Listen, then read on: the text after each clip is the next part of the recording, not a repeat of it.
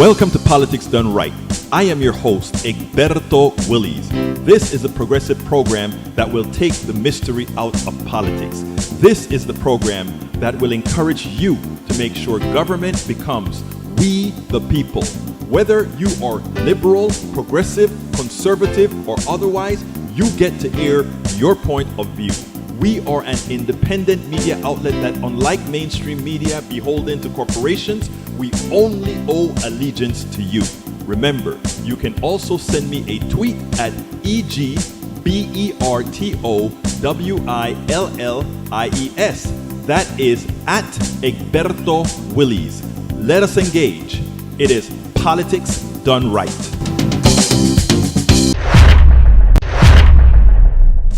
Well, folks, welcome to one more edition of Politics Done Right. I'm Egberto Willies, your host. Thank you so kindly for being a part of the show. We're going to have a great show for you today. This is how I'm going to start the show, because we should all be infuriated. All right? It says, with Senate vote, Congress moves to avert rail strike. The legislation cleared Congress after bipartisan coalitions in the House and Senate came together to push through a bill that would impose an agreement between rail companies and their workers.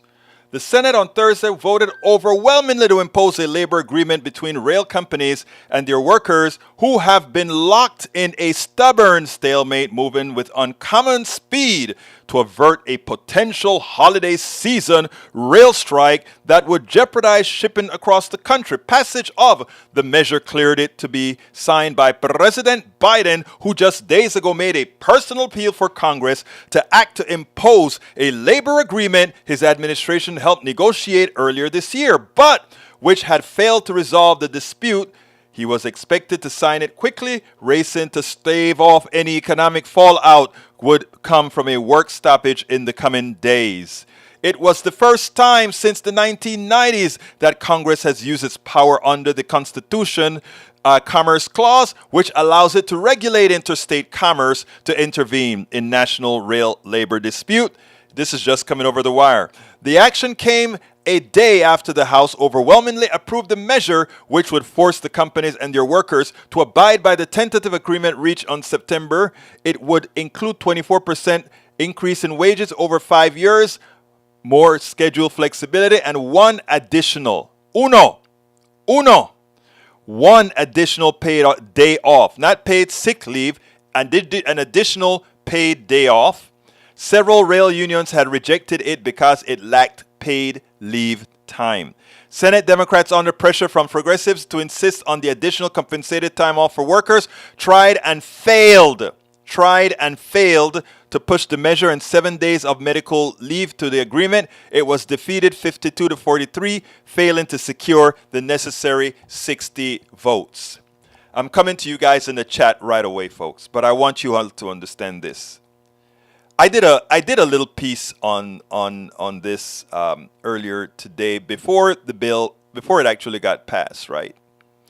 And what got me pretty darn upset, folks, brothers and sisters, is that it seems like we will. Well, I'll let myself speak for myself.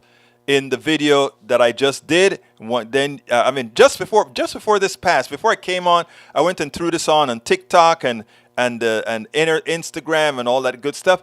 Tell me what you think. Here we go, because I don't want to repeat myself. Here we go. Let's see if I can get it to play. You know, sometimes you wonder. All right, it may play. Let's see if it. All right, let's see if I can get some voice on that. Bear with me. I'm going to get it to play. I promise I will get it to play as soon as I figure out where the speaker is. So let's do this again. And here we go. That you want, go back to work. We've got to protect this economy. All right, okay. I need to get it to start. In other words, we've got to protect those rich folks, the oligarchy, the plutocracy. Now, that was an emergency, right? What about voting rights being an emergency? Why didn't he take that tact as well? What about immigration being an emergency? Why didn't he take that tact as well? It seems that the only time we must take drastic actions against the people, against the workers, is if it's going to hurt the plutocracy. Folks, this is why you must vote. in the primaries and elect progressives in the primaries. I don't mean neoliberals. I don't mean just regular Democrats. Progressives, to make sure we get the policies that we all say we want. Family leave, good minimum wage, and all the other policies, healthcare for all. That's what we must do. Vote in primary. The president doesn't want the economy destroyed, so he's telling rail workers, go back to work. Even though you don't get the sick leave that you want, go back to work. We've got to protect this economy. In other words, we've got to protect those rich folks, the oligarchy, the plutocracy. Now, that was an emergency, right? What about voting rights being an emergency? Why didn't he take that tact as well? What about immigration being an emergency? Why didn't he take that tact as well? It seems that the only time we must take drastic actions against the people, against the workers, is if it's going to hurt the plutocracy. Folks, this is why you must vote in the primaries and elect progressives in the primaries. I don't mean neoliberals. I don't mean just regular Democrats. Progressives, to make sure we get the policies that we all say we want. That and I think that is where we have to put people's heads, folks. We got to put people's heads there.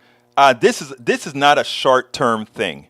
Biden got elected because an old guy from South Carolina went ahead and said Biden is the one that can beat Donald Trump. And you know what? He's been proven right? He's been proven right. Biden is one who could beat Trump by 7 million votes. But I have another thing to say. Biden is the one who could beat Trump because we didn't have the true message, the true believable message altogether from people getting the info. What I'm telling you all now is we in these primaries, this is not a short-term thing. So anybody who's saying, let's go ahead and get answers now, what are we going to do? Look, we're screwed for the short term. For the short term, we're screwed. And they're hoping that if we accept being screwed, we will accept being screwed as our natural state. In other words, they will assume that since we got screwed here and we're still here, we'll just stick around and continue to be screwed without being concerned. My message to you is the following. My message to you is to say we are playing the long game. And the long game means in 2024 and 2026, we have a lot of work to do. In 2024, we have to get senators that are going to bust the filibuster in every state, including red states. We have to mobilize and get the red state message, get the blue state, the progressive message to our brothers and sisters in the red states who are in a more terrible condition than folks in blue states. Okay? I'm talking about the poor in those states, the middle class in those states. We have to get to them. You know, I gave a talk at the Democratic Club in Tomball and Cypress, where I said, you know, let's not sit down and just try to bring out our base. That's not going to do it. We have to increase our base by going to those folks. I know it is hard. I know you think it's impossible, but that's the only solution or they win. Because that is what they do. They've cultivated these peoples. They've cultivated those minds for decades. For decades. And we want to go in at election time and change their minds to prove that progressives are the ones that are right? We've neglected these people for decades. When I say neglected, I'm talking on the order of, these country folks think, these redneck thinks, look, I am as progressive as they are, as liberal as they are. But I understand, right? What happens to a people when that people is neglected? They look on to the people that's doing them harm because the people who are doing them harm says, we love you. The people who are doing them harm saying, those are the guys they're going to do worse. And then we just stay away. We tell them a few things at election time and then we just go away. And when they disagree with us and we have to work harder to convince them, just like Fox News works day after day, second after second, minute after minute, mile after mile. Every single day they are bombarded. And we go in there and we think, all right, I'm going to talk to you today. And then call it a day. And think they're going to listen to us? Not even us listen to us. That's why Biden feels okay to cut the deal without saying, look, we're going to take Bernie Sanders' piece and say, we are going to put 7 days of of sick leave in here. Take it or leave it. Do you think the plutocracy is going to leave it? Do you think listen, to give these people to give the 115,000 railroad workers 15 hours, or rather 15 days of sick leave. The calculation is it would cost them $668 billion. I think it's 668 or 868, something like that. And do you think they will destroy their economy for $1 billion, for under $1 billion, when we just throw $1 billion to Ukraine, when we just throw $37 billion to the military, when we just give $847 billion to the military? Do you really think? No, they're calling the bluff. And what we do is our neoliberals say, it's okay. We'll come back. Biden in his news conference with Macron said, oh, well, we're just doing this for now.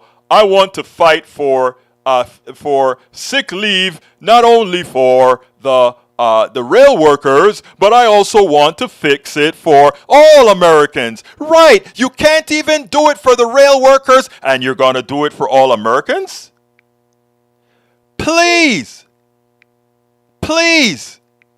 That's ridiculous. That is ridiculous. But anyway, I tell you what, let me go ahead and read your chats starting from what Radnin brought in for today, and then we'll continue this discussion. But it drives me crazy that we have a lot of work to do. All of us have a lot of work to do. And again, it's not going to happen today or tomorrow or next month or next year. We have to play the long game, and we have to prepare all our peeps to play the long game. Because you know what? It took them 50 years to overthrow Roe versus Wade. They've been working on the Powell Manifesto since the 60s to create the Heritage Foundation, the Cato Institute, and all these other organizations, okay? So we are going to have to play the long game. We are going to have to go into our rural areas. We are going to have to go into our barrios. We are going to have to go into Appalachia. We are going to have to go into the ghettos. And I'm not kidding here. We've got to do it. Otherwise, these thugs in suits and ties, and no, I'm not simply talking about the thuggish corporate leaders now. I'm now talking about our neoliberal politicians, Republicans and Democrats alike. All right. NBC News, Trump's tax returns now in the hands of House Democrats. After lengthy court battle, the Supreme Court paved the way last week for the Democratic-led House and Means Committee to access up to 6 years of Trump's financial records. Hey, Democrats, all hands on deck. You got 1 month to find something tangible and it's criminal and shocking in scope, or it's going to get away again. I expected to find evidence of widespread bank fraud, charity fraud, insurance fraud, tax fraud, campaign finance violation, bribery, etc. Let me first tell you guys, this is a release of the tax records to Congress. You know who has all his tax records already? New York. And don't think New York isn't preparing that. So yes, the good reason for it to be here out in Congress is it can be, what I tweeted today, it can be leaked. And that's the goal, to get it to leak. But as far as whether or not something is going to happen from a crime point of view, New York already has all the records, all his tax returns. They've got it. So if they're finding actionable things, it's whether they're going to do something about it or not. Pennsylvania Capitol Star, after COP27, all signs point to world blowing past the 1.5 degrees global. We kind of knew that. A recent report by the United Nations Environmental Program highlights a shortfall. The world is on track to produce 58 gigatons of carbon dioxide equivalent greenhouse gas emissions in 2030, more than twice where it should be for the path to 1.5 C. The result would be an average global temperature of 2.7 degrees this century, nearly double in 1.5 target. Given the gap between countries' actual commitments and emission cuts required to keep temperatures to 1.5. It appears practically impossible to stay within 1.5. Climate model projections clearly show that warming beyond 1.5 will dramatically increase the risk of extreme weather events, more wildfires, etc. And I'm going to leave that right there. Let's see what else we have in it. The track we face right now could lead us to nearly 3 degrees heating. That's only if we both maintain what little environmental regulation we now have, and there's no additional major positive climate feedback, such as the Amazon rainforest turning into savanna or an Arctic methane bomb, which is it's actually more likely than not. Climate science, and the reason why is the ice is melting. That methane bomb is getting ready to release, not only there, but through the tundra and all these other places. So we are up the creek, folks. We are up the creek. We have a lot of work to do. All right, continuing.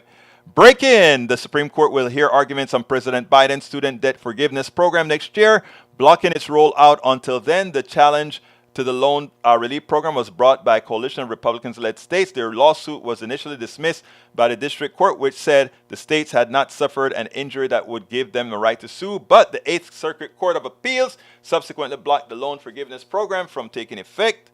Well, I guess we got to stop the payments until next year.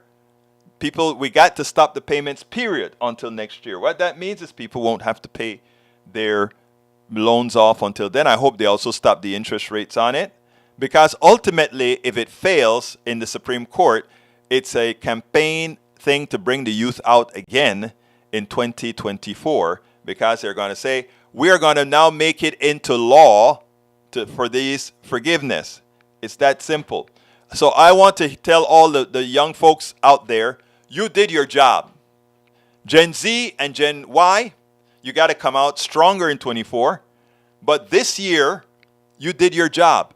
You saved the country. I wish those confounded folks in New York had held the bargain. Imagine, if New York had not lost those 4 seats that they shouldn't lose, Democrats would have maintained the majority. But hey, what can I say? They love those neoliberals to be taken up. You know, they took up Brother Bowden's seat. Bowden, is it seat? Made him run in another district. And the leader of the confounded, the DCSC are the ones who elect Democrats. He lost. Wow. He thought he knew what he was doing, right? Anyhow, thank you for that, Breach. Eric says, unbutton your mouth and let it fly at Levi's 3. A former Levi's brand president who says the company pushed her outspoken against COVID-19 school closures as, I don't know. Okay. Let's see. The Chris Hedges Report podcast speaks with the economist Richard Wolff about inflation. You know, I've spoken to Richard Wolff about inflation here. Check it out. You can search my archives or go to anchor.fm, politics done right, and check out the interview that I did on inflation with Richard Wolff as well. Economist, Dr. Richard Wolff. He knows what he's talking about. Growing income inequality and the looming disaster built into the U.S. economic system. We spoke about that, and we spoke about the convergence as well. All right. Biden has the Senate. Might as well push through the 4 more Supreme Court justices. He won't. Let me explain something to you all, man. I really want you to listen to this. And this is not, being super partisan or trying to dog the Democratic Party or anything like that. I promise you that. I am a progressive caucusing with Democrats. In fact, I am, full disclosure, I am a precinct chair in Harris County, in Harris County. I'm a precinct chair, Democratic precinct chair. Now, here's the thing.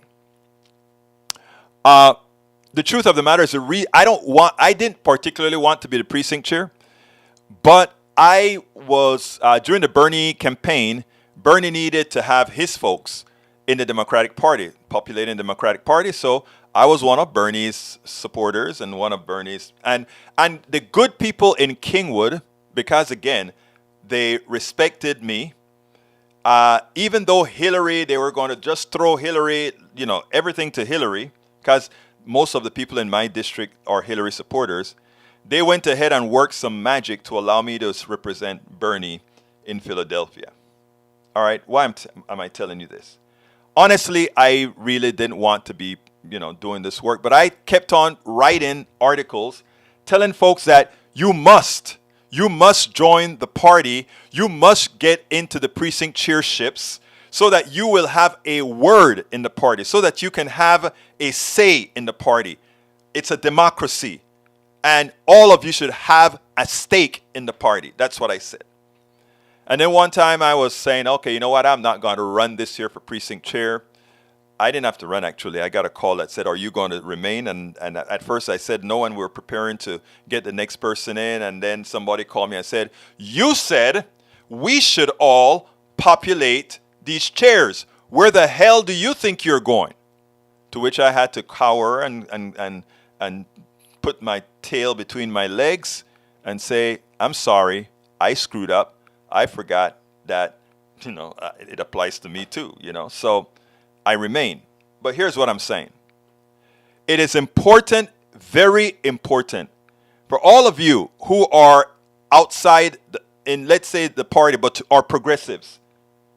I would urge you all, and I say this from the depths of my heart, I would urge you all to go ahead. There are more open democratic precincts all over this country. You need to go in there so that you can be a part of the primary process.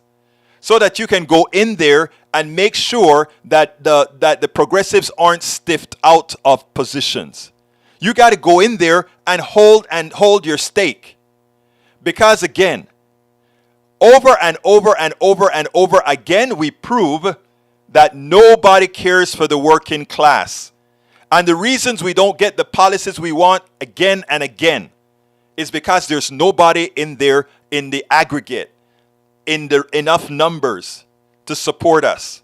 So wherever you're listening to me, whatever state you're in, whatever podcast of mine you're listening to, here is the message.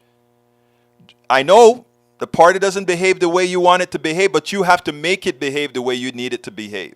Notice I didn't say the way you want it to behave. I said the way you need it to behave. So therefore, go be a part of it. Become a precinct chair. Go ahead and you run for the positions, lose or win. Go in there and run and make your voice be heard. And tell these stories. Look at what we did to the railway workers. Look at what we did. Look at what we did we talk about the Latinos. We want the Latinos to vote, and we want to support the immigrants that are coming over here. But we don't put a stake in the ground to say we must do this now. We have high inflation. You want to reduce inflation in certain areas? Bring migrant workers in, right? We don't say it's going to have an economic impact. We don't. There are all these solutions that we have, right, that we simply don't do. And we think that just having a D behind your name means something. It means nothing. The plutocracy has captured neoliberal Democrats and all Republicans. Remember that. But most Americans are progressives. So therefore, how do we allow neoliberal messaging to supersede what most Americans, Republicans, and Democrats want alike? It's our fault. We got to do the work. And I'm not saying a lot of you aren't doing the work. I'm saying we got to multiply ourselves to do more of the work. That's why I'm doing 10 shows a day. That's why I'm writing 3 to 5 blogs a day. That's why I'm writing these books. That's why I'm writing these articles. One person trying to do their part. That's why you guys are here. You're helping all of us do our part. All right. Biden has the Senate. I read that one already. Chris Hedges, I read that one. Egberto, question: if a company is a monopoly to affect markets, should it be split up for fairness? Actually, there are some companies that I think should be split up. But I also think there are some companies that need to be nationalized. Ejemplo. I think the oil companies should be nationalized. There's no reason for oil companies to be profiting a few on the oil that belongs to the many. Right? So I think oil companies should be nationalized. And I would say that over and over again. And for those people who say, oh my God, we're going to lose votes. All those people that work for oil companies, most people don't. Most people don't. And for those who work for oil companies, we will make them whole. If we had Medicare health care for all, we would make them whole. If we had child leave, we would make them whole. If we have all the good policies, it wouldn't matter if you're working for an oil company or if you're working for a solar panel company. We need to have a baseline. We must have a baseline. So what companies would I break up? I would break up textile companies if they get too big. I would break up companies like the food companies, like the guys who process chicken and meats, etc. I would break those up. That way, our farmers like Mike Cisak would get better deals when they go into these other things. Let me tell you what breakup means, though. Breakup means not inflationary, but a tad bit higher prices. Because breakup means a little bit less efficiency, but also more security. Because if you have chicken plants all over the place, not centralized or anything, if there's a tornado one place and destroys something, you still have the rest of the supply chain. They don't tell you all of that, right? They like centralization because it's very, very efficient. But efficient is never always secure. So those are the companies. Now, other companies that I would nationalize, electric generation companies, right? There's no reason, there's no magic in there. There's no innovation there. I would nationalize them. And then the pizza shop and the grocery stores and all, that's private sector. You know, if Safeway does you wrong, you go to HEB. If HEB does you wrong, you go to Wal. I mean, that is good competition that it's made up of a whole lot of stuff. But some companies do belong in the commons. And they use the commons. The oil in the ground is all of ours, but only a few profit from it. I don't see how even Republican conservatives don't go crazy over that. All right, Michael Rodney said, don't be too happy about what Biden just did. New York Times, some rail workers seeking sick days say Biden betrayed them. He did. The request for Congress to impose contract terms that several unions had rejected rankled rank and file members. Yeah, you're saying, look, 50% or less than 50% of the rail workers acquiesced to a substandard contract. Most of them said we don't want it. Democracy.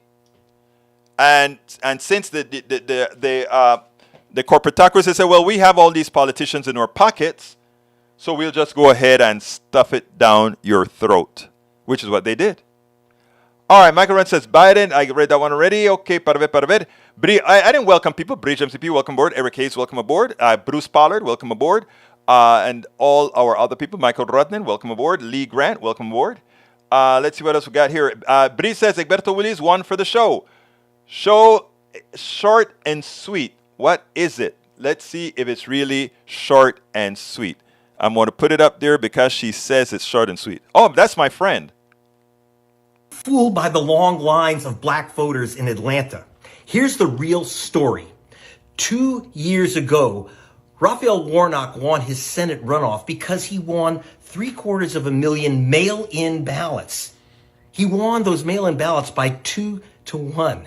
So within weeks of his victory, the Republican Georgia legislature passed a law that made it all but illegal to vote by mail in a runoff election. Part of the game was to shut 77% of the mail-in drop boxes in Atlanta. So when you see those long lines, that's because black people can't mail in or drop off their ballots. This is Greg Palast in Atlanta reporting.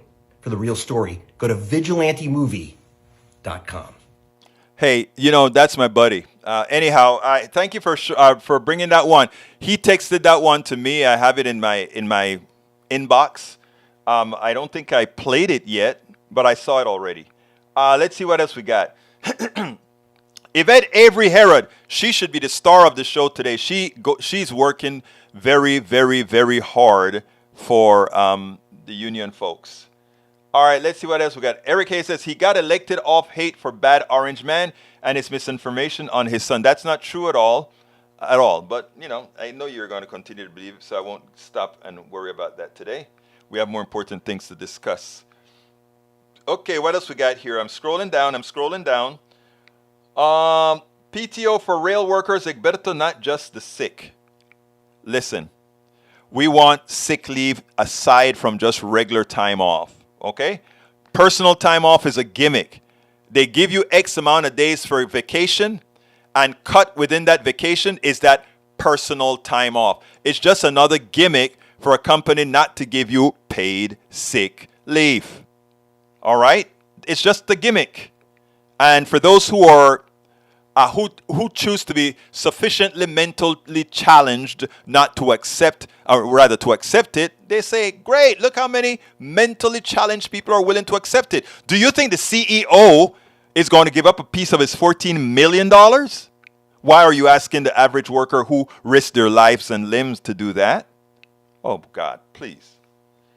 Remember what I talk about antiseptic slavery. The antiseptic slavery is not just the system, but what the system has done to a lot of the minds of the people who accept the system. Antiseptic slavery, remember the word. Antiseptic slavery, remember the word. Antiseptic slavery. All right, let's see what else we got here. Troy Astro says, no gifts, please. I don't know what that is. All right. Deborah Moyer says, hi to the PDR posse. Hello, Deborah. Welcome aboard. And thank you. Deborah Moyer gave us a great contribution yesterday at our website with that great with the new with the new Admiral thing that they're testing me out on this new pop-up, the Admiral, for our website. Thank you so kindly, Deborah, for being a reliable piece of the PDR posse. Thank you so kindly. Eric Hayes says, you must go. Let's stick to the adult. Lee Grant says, Egberto, congratulations for your promotion in the Democratic Party. Oh, man, I've been in the Democratic Party for a long time and a precinct chair for a very long time, my brother. I mean, again, I love the people in the Democratic Party. I love the people in the Republican Party. I caucus with Democrats. I am a precinct chair with the Democratic Party because that's the only place we can get humane policies effected. Deborah Moyer says, I think you are correct, but how do we encourage people to see that they are? Where I live, progressives is an evil word, and as soon as you say it, you are turned off. You don't ever say it. You don't ever say it. My dear, beautiful Deborah Moyers, read the story in the book. It's worth it that you got. Read the story that I did with the woman in Starbucks, where we sat down and had a word about health care and insurance, and I just spoke to her friendly, and she was giving me the progressive answers. She just didn't know that. And that is what the right wing do to them. The right wing does the following. Government is bad. We have to convince you. For us to be successful, we have to detach you from the government. So we preach to you, government is bad. Government is bad. So you start isolating private sector and government, and suddenly in your psyche, government is bad, private sector is good. So far from the truth, right? Because government is we the people. So that's the first thing they do. Isolate government from the private sector. Then when you start talking about the good of government, they try to associate progressives with big government. But since you know government is bad, progressives are bad because they're creating something that is bad. All right? So they've done that, those two isolations right there. Now they can lie to you about what's good or bad about the private sector. Like the private sector is more efficient. That's demonstrably false. The private sector is not more efficient than the public sector. What happens is how you measure efficiency. The public sector can be up to the profit margin less efficient and still produce better for the average American. As an example, Medicare costs about 2 to 3% to administer. It costs you over 30%. Don't believe the 18% crap. Over 30% on to support the private sector, because that 30% goes into the pockets of executives, business owners, and shareholders off the top. Your premium goes right to them. And in the case of Medicare, when they do Medicare Advantage, it goes right into the pockets of CEOs. So they try to tell you it's more efficient, and they give you tunnel vision so you don't see the whole big picture. And then they don't tell you the story, and then you just start to take that on faith. It's like, for those people who I've built up, let's say, a reputation with some people. So if I say X, people, take it at face value. Well, Egberto spoke about that today. it must be true. And since I know that there are folks who, I always tell you guys, you can double check everything that I say, research what I say. But I always say the following as well. I would say, you know what? If some people just say, okay, if I say it must be so. Because of that, I do my dear diligence to make sure I don't let you down. I try my best in everything that I do to make sure I don't let you down with the faith that many of you have in me. But at the same time, I say, please feel free to challenge me and do all these things, because there's nothing but the truth that matters. And if I screw up somewhere, we want to make sure and get it right. Now to answer your question specifically, Deborah Moyers. You don't go into these people where they look at progressives as having horns. Because read the story again. The end of the story goes like this. But you're so nice. When I confessed to her as a progressive, when I confessed to her that what she described was Medicare for all, health care for all, she looked at me straight in the eye, turned red as a cherry. But you're so nice. Because they really have the impression that we are horned animals. So, you just talk to these folks. Be their friends. Talk to them. And when there is ample evidence that what the private sector is doing is ripping you off, like they've done with the gas prices. Look, I went on Muslim TV to prove the gas point, and look at how it's coming to pass right now. Saudi Arabia taking 2 million barrels of oil off the market this month, and the oil prices are still falling. And the reason why is exactly what I said before. There was always an oil glut even before Venezuela came online again, or is coming online again. There's always an oil glut. It was a false shortage of oil that never materialized because you notice their gas station was always full. And again, you wouldn't read that on any of the magazines, but we were talking about it here. Okay, Deborah says, I think you're correct. Okay, where I live, progressive is an evil word. So do that, Deborah. Don't talk about progressive or liberal. Just talk. Love them. Have fun with them. Just talk. When I say fun, I mean real fun. I'm not talking about make fun of them. I'm talking about have fun with them. And then they're going to like you. And then after that point, you can start telling the story when it's apropos, right? When it's time to, whenever you see something where you can turn that story into that reality of progressive values. All right, Mike Cisak says, Egberto, so you think government can run oil companies like they run Amtrak? Actually, let's be clear, okay? Government contracts people to run to run public stuff quite often. And they fail. And they fail because of what the private sector does. They try to maximize their profits. Punto y final. That's it. Eric K says, breakup means more built-in expenses of the government by Egberto. I think you should go ahead and, if that is what you get out of it, your accounting courses at the university summarily failed you. Deborah Morris says, efficient isn't necessarily best for people. You know what? We spoke about that yesterday, Deborah. You're absolutely right. It's good to have something in storage. It's a waste to have something in storage that isn't used. But it's foresight if you get a hurricane and have to use it. Efficiency is not always best for humanity. We got to remember that. Tom C says GOP upcoming investigations can hardly wait. We finally get to see what's in Hunter Biden's laptop, including Hillary's emails. 11,780 Georgia votes for Trump. Obama's Kenyan birth certificate. Hey, by the way, I hope you got the login and all of that for your own authorship stuff on our site. That allows you to edit your stuff and post your stuff and all of that, Brother Tom. Okay, Egberto Willis obviously had food. Ha ha ha. Why? Did I mess up? Am I messed up somewhere? You got to let me know. All right. Egberto, I want to split this as well as using antitrust laws. Reuters. 4 big companies control the U.S. beef industry. Exactly. Cargill, a global commodity trader based in Minnesota. Tyson Foods, Inc., the chicken producer that is the biggest U.S. meat company, yes. Brazil-based JBS SA, the world's largest meat packer. And National Beef Packing, which is controlled by the Brazilian. Oops, here you go. Good information, brother. Gosh, just get this over with what about malfunctioning machines and nope. Oh God.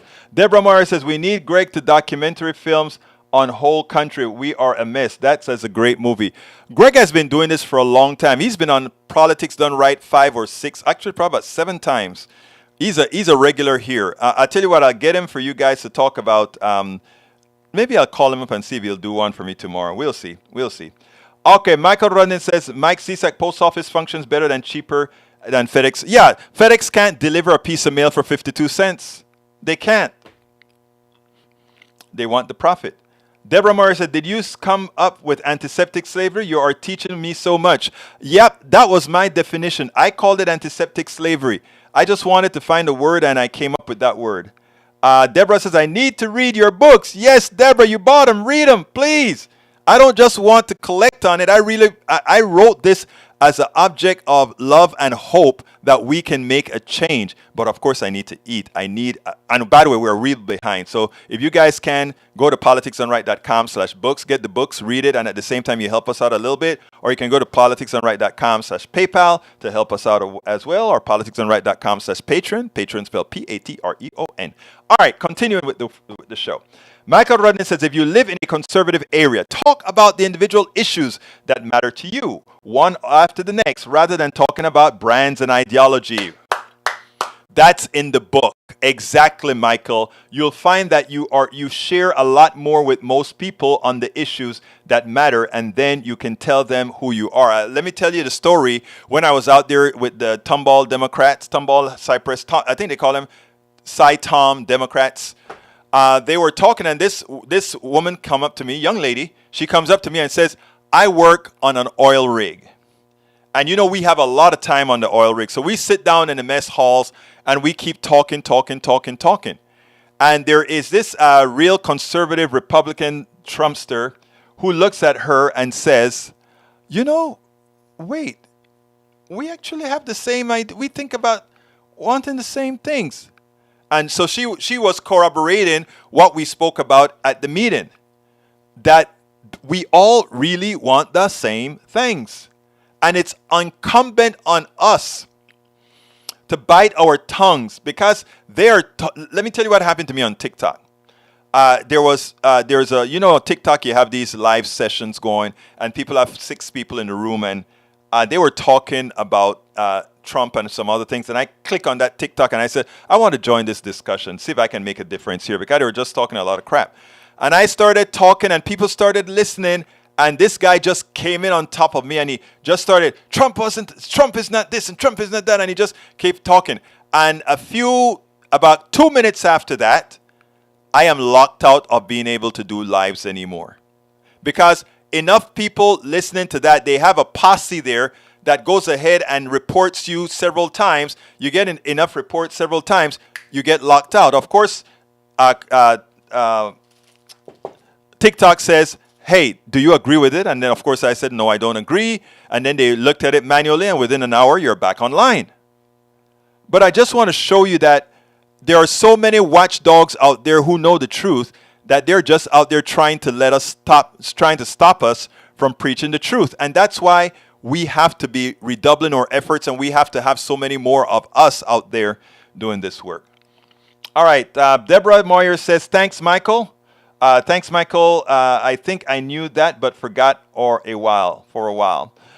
We got also, efficiency is leaving people alone to live their lives and stay out of causing issues for the consumer markets.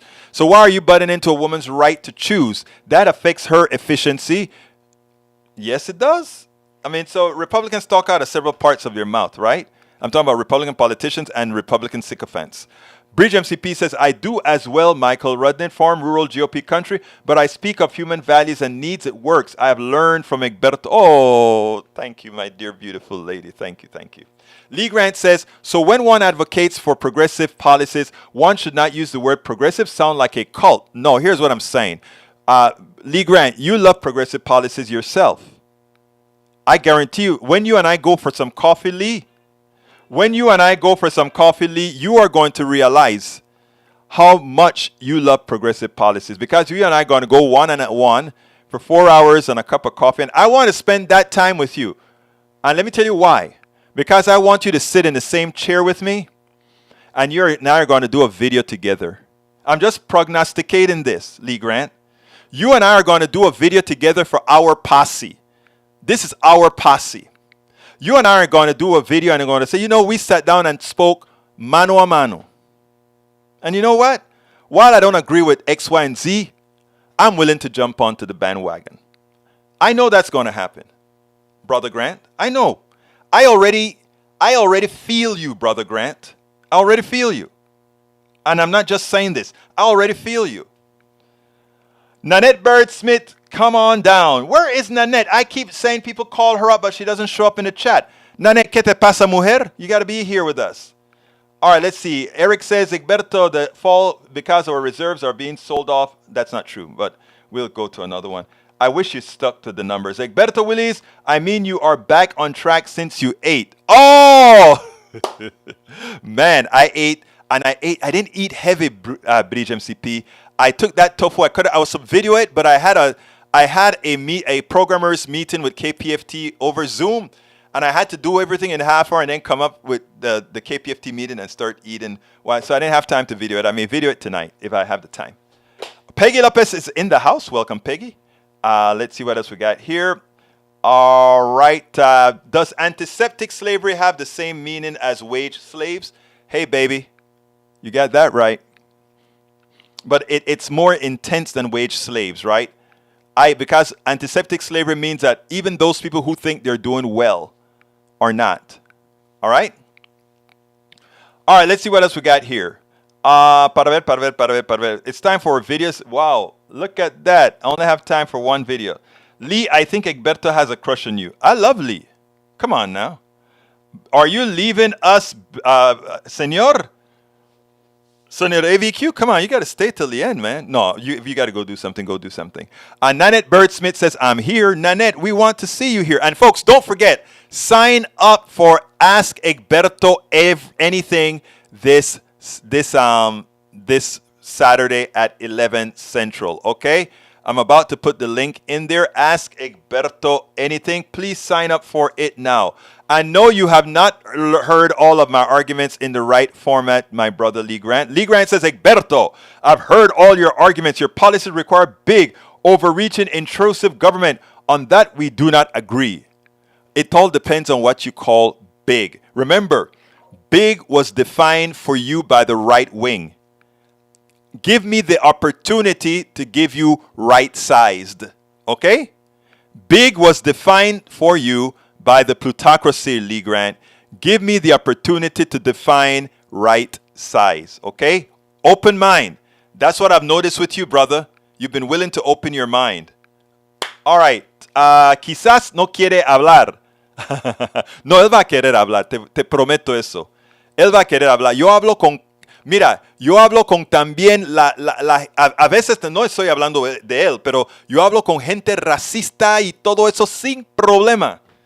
Y muchas veces se comienzan a decir, Mirko, no pensaba que yo pensaba así. All right, continuing. Let's go and do one video. I should do at least one video. And the reason I want to do this one video is because this is to honor all our women in the chat. All right? This is to honor all our women in the chat. Women, for you.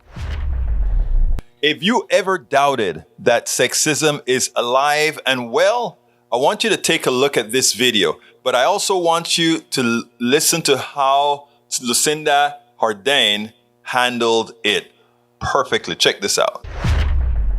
Who run the world? We've all heard the saying, there's no such thing as a stupid question, right? Well, we found one exception to that rule today. So let me set the scene for you. New Zealand Prime Minister Jacinda Ardern met with Finland's Prime Minister Sanna Marin in Auckland. Ardern is 42 years old and Marin is 37. The fact that they're both women who are similar in age is, of course, not what's most important about their meeting or important at all. But it was the focus of one reporter's question during their joint press conference. Watch this. A lot of people will be wondering, are you two meeting just because, you're similar in age and, got a lot of, common stuff there, when you got into politics and stuff? Or can Kiwis actually expect to see more deals between our two countries down the line? Because my first question is, I wonder whether or not anyone ever asked Barack Obama and John Key if they met because they were of similar age. We, of course, have a higher proportion of men in politics. It's reality. Because two women meet, it's not simply because of their gender. Our meeting today is a chance, alongside the Prime Minister's high-level trade delegation of significant industry leaders, we really leverage the economic opportunities between our two countries. Little would be known about the depth of that relationship or the potential of it, but it's our job to further it, regardless of our gender. Yeah, we are meeting because we are prime ministers, of course. But as Jacinda said, we have a business delegation with us. We have a lot of things in common, but also a lot of things where we can do much more together. Mic drop. We applaud these world leaders for calling out sexism when they hear it. Now let's let them get back to important business of running their countries. And to that reporter, he can take a hike. It is amazing to me that in 2022, we still have those who like to neglect the reality that one of the worst forms of prejudice in this country is, in fact, sexism.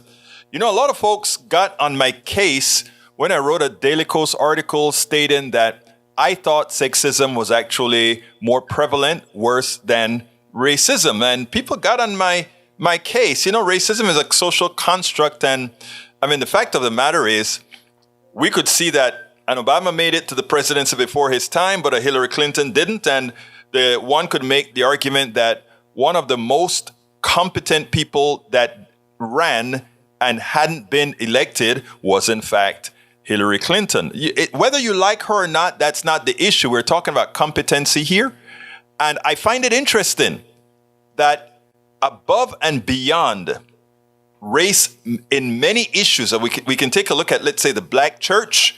Women are the ones that do just about everything, yet many of them prevent women from being the leaders of that church. Same applies in several churches of other ethnicities. But the reason I bring that up specifically is to point out that whereas racism is one group against another, it happens to be that sexism is the entire male gender, and to some extent, a lot of the female gender against that particular gender.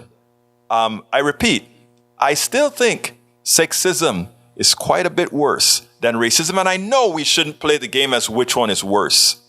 But again, let's look at the data. Exactly. Let's look at the data. That's what we got to do. Mike Iberto, an example of sexism is saying we should consider someone only based on their sex instead of their character. Seems you're guilty of such sexism because you're constantly saying the exact same examples. That's not true. I am saying if a company elected all males and we passed a law saying we have to make that company equitable by simply making sure new hires, or we bias new hires for female, and you come out and you say, oh, no, that's discrimination. No, that is a mitigation of discrimination. And that is where, I find it funny, right? And we do this all the time. We stole all the land from the indigenous folks. And they were thrown on reservations. Now we find that there's oil on the reservations, and we try to find legal ways to take it away. And then whenever they talk about, no, this is our land, they say, oh, no. And it's not only about land, it's about, we got wealth off the backs of so many people. And then what happens? We try to recover the wealth that was stolen in the form of taxes. And you say, oh, no, you can't do that. So you pick my pocket, and I try to take it back, and you tell me, oh, that would be stealing. What? No, I'm recovering what was stolen. In the case of having a company who only looked out to hire men, saying you must look like America, so therefore you must make the effort to get women just as qualified in there, That is the rationale behind it. So your argument is false. Your argument is disingenuous, my brother. And your argument is outright dangerous, sexist, and everything else that comes with it, sir. That's just how it is. That is just how it is. You take everything, and then when somebody tries to recover, oh, you're affecting an ism. I'm sorry. You're absolutely what again? Wrong. It's absolutely wrong. And if you can't see that, sir, my brother, if you can't see that, Egberto, you are again saying, one, we should have quotas based on sex. I'm not saying we should have quotas based on sex only. I said we should have women are just as smart as men. Blacks are just as smart as whites. Latinos are Latinos is a bunch of races. North Asians, East Asians are just as smart as whites and everybody else. We all fall under that silly curve when we look at people's ability to do things, okay? And I have some issues with the curve, but all of us have that ability. I do some very complex programming others can't do, and others do complex programming I can't do. We are all equally able to learn. Now, what we've had is a society who hadn't realized that. No, a society who purposefully used these divisions to take a bunch from the many and isolate it towards or move it on to the few. That's what we're living under. Egberto Willis, humans are just as smart with exception. Yeah, with exceptions, I agree. But what I'm saying, the exceptions aren't race-based, aren't sex-based. The exceptions are probably food-based and all lead-based and many other things based that we have control over, and some we probably don't have control over. Mike Cisak, Egberto, so why then are you dictating to private companies on what they have had to do? That is authoritarian. No, it's not authoritarian. It is societal. There's a difference. If we have a system that puts a part of society at distress, it takes a government to correct that issue. That's not authoritarian. That is societal. Let's get the right terminologies. Deborah Moyer says that indicate it is hopeful that Republicans may learn. Yes. And by the way, Deborah, it's not a question if they will learn. It's a question is, are we willing to put again, remember,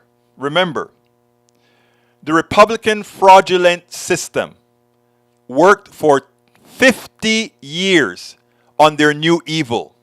50 years. 50 years consistently. Creating organizations after organizations. Again, I mentioned all the while, the Heritage Foundation. I use that one because they're the ones that come up with some of the a lot of the policies that look possible but are really not. So, yeah. Egberto Willis not sex-based and no other race than human was my point. Exactly right, Bridge. Exactly right. All right, I got to get out of here. I forgot to do my ask today, so I'm just going to ask you guys to please go ahead and support the program however you can, whether you give me a super chat, whether you go ahead and provide us with so you don't believe in people having ownership in their, you see, you guys always drag me in when I'm trying to get out. So you don't believe in having ownership of property or business, just like communists dictating how people live. No, wait. Do you own your property, Mike Cisak? I want you to go ahead and look at the chain of ownership of your property and see what kind of land you are living on. Go ahead and find the ownership of your property. Where did it start? Where did the ownership of your property begin? And then ask, who was the first person to have ownership of your property? And then let's have a conversation about that.